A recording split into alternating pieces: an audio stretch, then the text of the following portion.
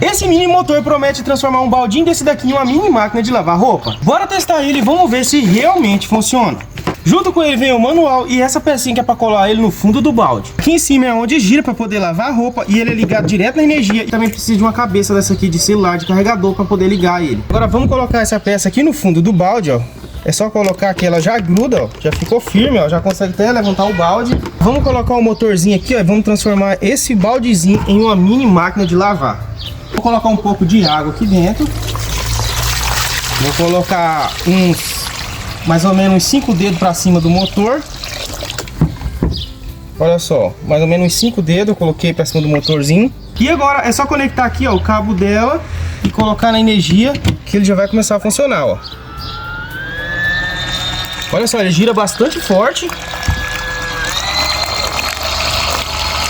Vou colocar aqui, ó, um pouco de sabão em pó.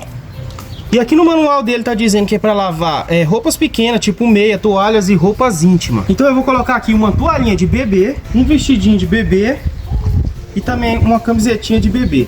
Olha só, esse vestidinho tá bastante sujo, vamos ver se ela vai limpar. Vamos ligar e vamos ver se ela vai conseguir bater. Ó, tá girando, mas ela não tá girando as roupas. Eu vou tirar esse vestidinho aqui e vamos ver se ela vai conseguir girar.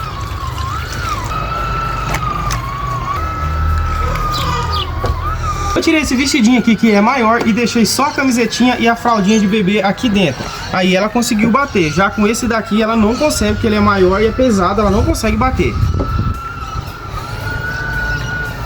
Só a fralda e a camisetinha ela consegue, ó. A fralda tá aqui dentro. Cadê a fralda?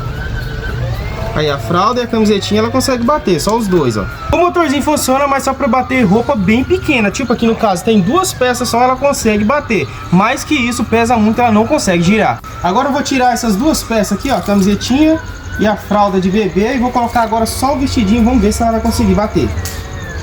Ó, só o vestidinho ela tá conseguindo girar, ó. Ó, tá girando bem, só ele.